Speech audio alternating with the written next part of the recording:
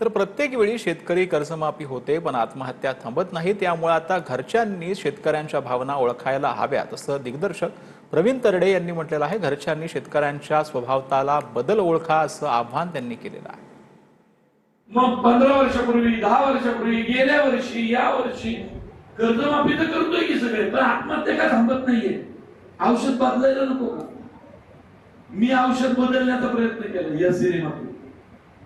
बाकी जग दुनिया गेली उडत, आता घरच्यांनी आत्महत्या ओळखायची, पोरांनी ओळखायचं आपला बाप रोजच्या सारखा वागत नाहीये, बायकोनी ओळखायचं माझा नवरा रोज 2 भाकरी खातो चटकोरच खाल्ली, 3-4 दिवसांनी तर त्यांनी जेवणच बंद केलं। आई बापांनी ओळखायचं पोरगा हसत नाही।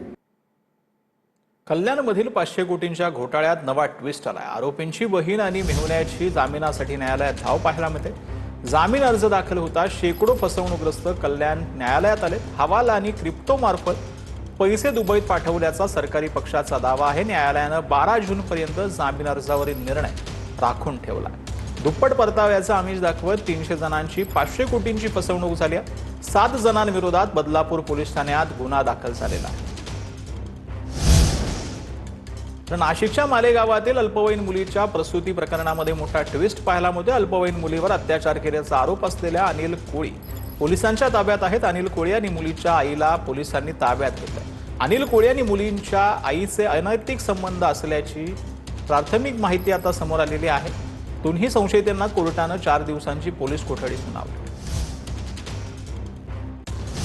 तर सोलापूरच्या करकम येथे बांधाच्या वादातून 35 वर्षीय युवकाची लाचाबुक्क्या घालून हत्या केल्याचा आरोप आहे। न्याय द्या म्हणत नातेवाईकांनी करकम पोलीस स्टेशन समोर टाहो फोडलेला आहे। तानाजी यादव असं मृत तरुणाचं नाव आहे। पोलीस स्टेशनकडून FIR दाखल करून घेण्यास टाळाटाळ होत असल्याचा आरोप आहे। दुपारी 1 वाजेपासून मृतदेह ताब्यात घेण्यासाठी नातेवाईकांनी नकार दिला। तर अहमदाबाद येथील विमान दुर्घटनेला आज 1 वर्ष पूर्ण झालं। अहमदाबाद विमान दुर्घटनेत 23 वर्षीय एअर होस्टेस मैथिली पाटीलचा मृत्यू झालाय। आज मैथिलीचं कुटुंब या दुःखातून सावरू शकलेलं नाही। आजही मैथिलीच्या घरातच वावर होत असल्याचा भास कुटुंबियांना होतो। मैथिलीच्या आईनं आणि आजीनं याच्या भावना ज्या आहेत त्या व्यक्त केलेल्या आहेत। मला गेली याची वाटतच नाही। असं वाटतं हाय आजूबाजूला कुठे हाक मारली काही नाही दिसत।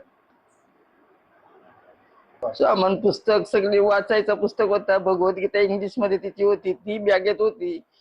आज उद्या मैथिली पण येईल नाहीत। जळगाव विधान परिषद निवडणुकीच्या पार्श्वभूमीवर रात्री उशिरापर्यंत भाजपची खलबत झालेली आहे। मंत्री गिरीश महाजनांच्या उपस्थितीत भाजपची ही खलबत पाहायला मिळतात।